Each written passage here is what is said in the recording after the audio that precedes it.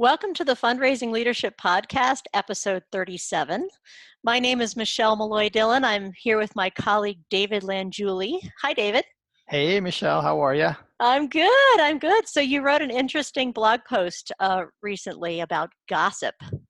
Yeah, how'd you hear about it? You emailed me and told me it was up. Oh, I was wondering if maybe you heard it through the grapevine. Oh, no. That would have been like, a little bit of gossip. Oh, I That's heard. right. A little bit of Yeah, gossip. Yeah, yeah. exactly. Like Yeah. because, how'd you hear about it? That's very much a gossip type of question. Exactly. Right. Yeah. Well, and that's similar to what the title of your blog post is, right? Have you heard they're ending gossip? No way. Way. Way. Yeah, exactly. Well, I've been getting some good feedback on that. Folks have been enjoying that. But it's so, it's so seductive. Yeah. Well, I mean, what is gossip, really? Just to kind of define it and know exactly what it is.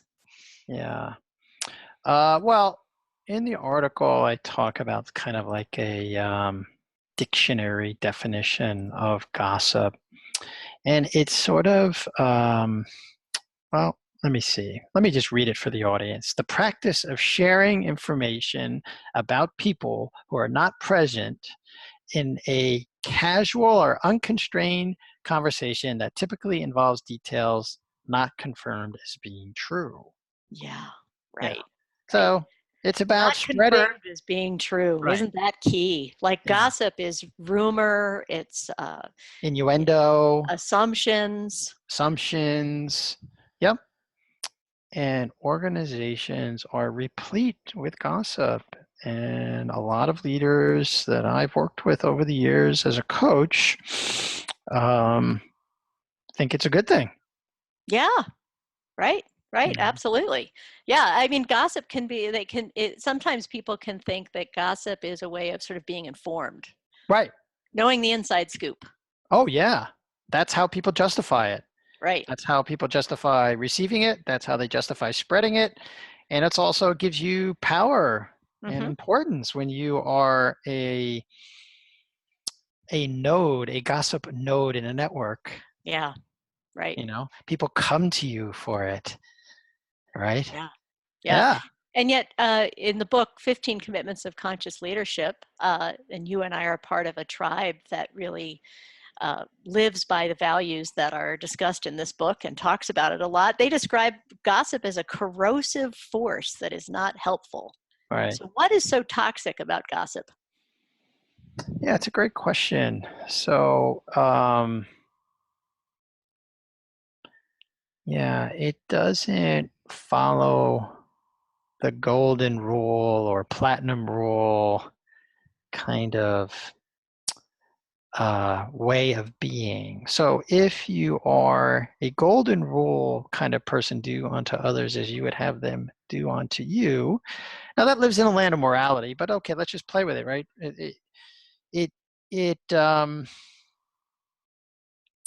When you're on the receiving end of it, when you start giving it, you wouldn't like to be on the receiving end of it.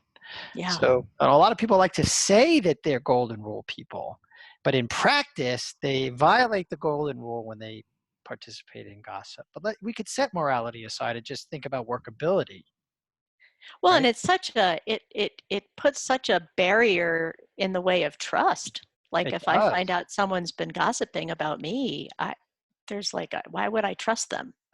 Well, yes, and exactly. And let's just suppose that you share some gossip about our partner Janice, right? You share gossip with me, right? We're in a business partnership. We're in a business, we're in an organization here, and you share some information about Janice that you don't know is factually true, and she's not present, and you're sharing it.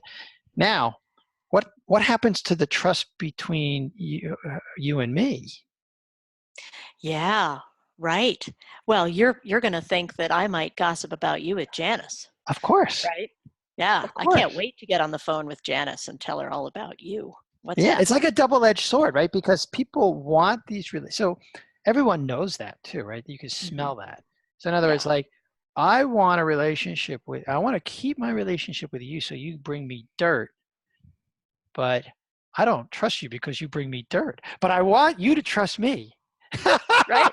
And I mean, what's funny about this is there's something with your laughter. It's like there's something that's kind of intriguing and kind of gossip draws you in. I mean, there's an entire industry built Oh, around gossip, right?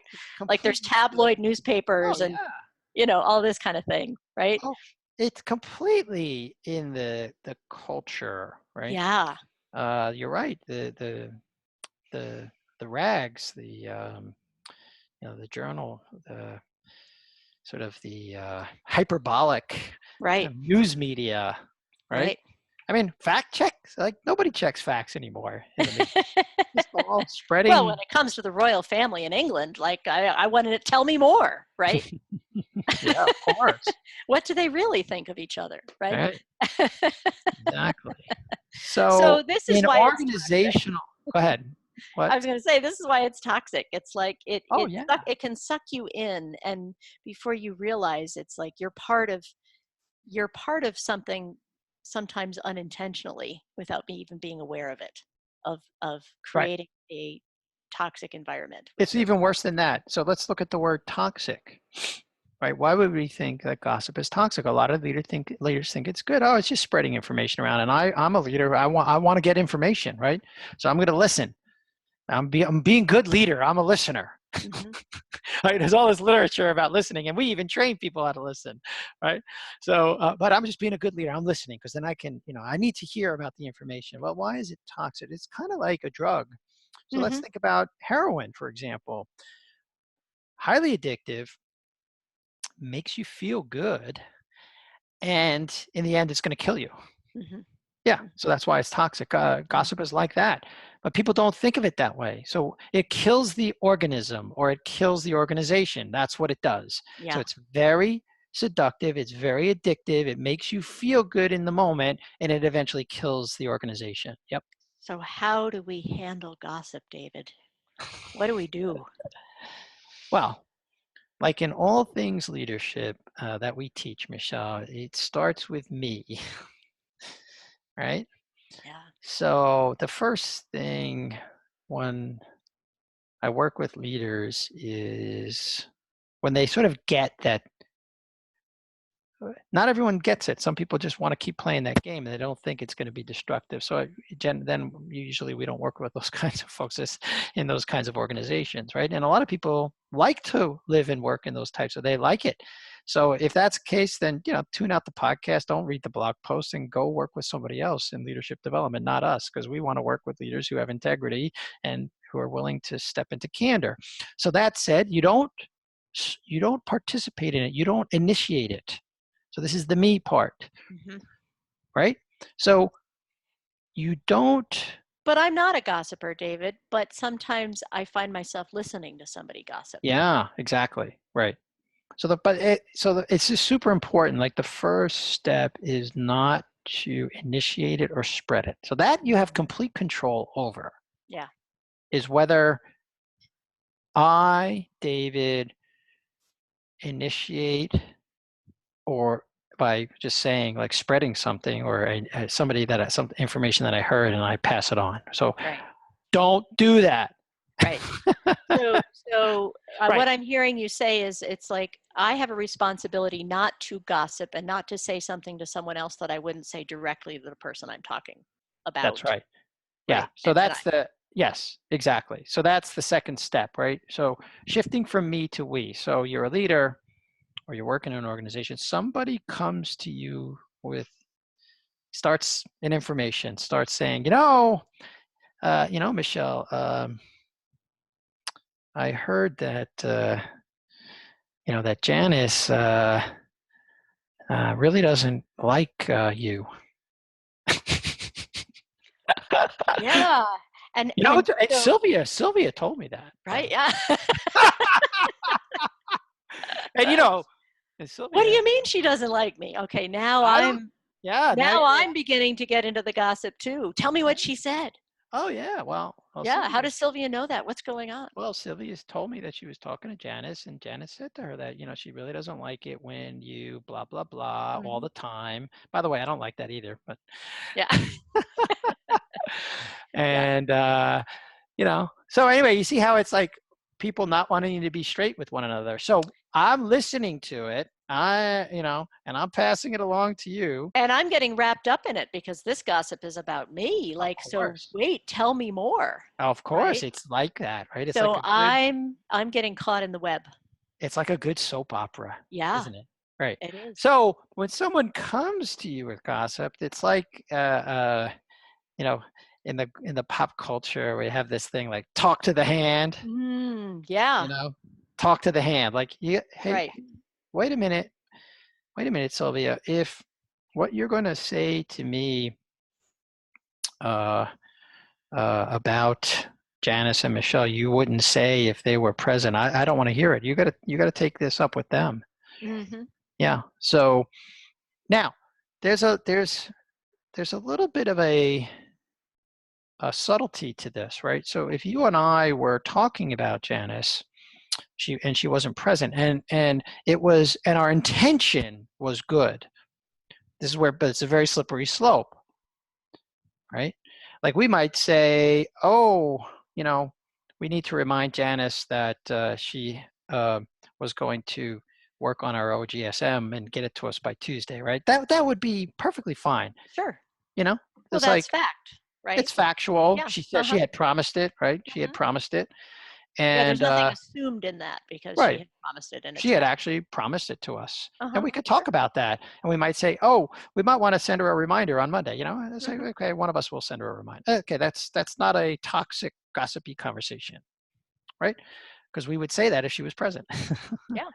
So the practice that we want, so we always like to give the audience something to try, and so this is what we want to give the audience to try. When someone approaches you, this is just a little thing you can do if you want to start to shift the culture of your organization. If you notice that there's a lot of gossip, and then you've read the article and you see the toxicity of it, you could just start to say, one, I'm not going to initiate it. And two, when someone comes to me with something, you could say, look, that person isn't here. And if you've got an issue with them, go talk to them. Hmm. Yeah. Yeah. Yeah. I Yeah. like it because it's actually very simple and it's very clean.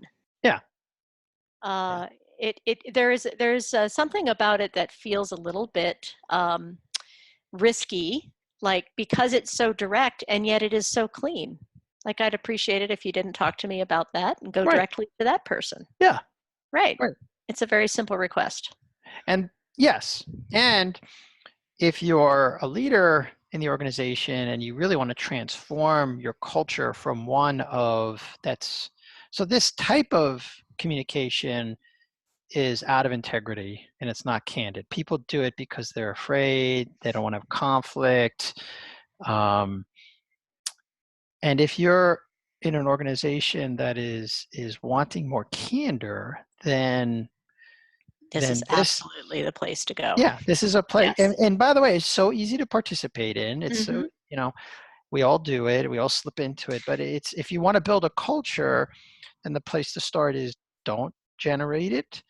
And when people come to you with stuff, um, ask them to take it to the person that they're talking about, and that would be a good start. There's an even more advanced move here if we think about it like verbal jujitsu, that I'm going to leave it as a teaser to the audience. uh, if you are interested in really the hardest part is what to do once you've actually participated in gossip, and I'm just going to leave it hanging there for you Ooh, because okay. there is a way of cleaning it up when you've participated in it, and it actually brings you back into full integrity. So I'll encourage you if you want to So that's an I, advanced jiu-jitsu move. that's Yeah. an advanced jujitsu move, and I am going to invite the audience if they have some possible answers to David's inquiry. Yeah.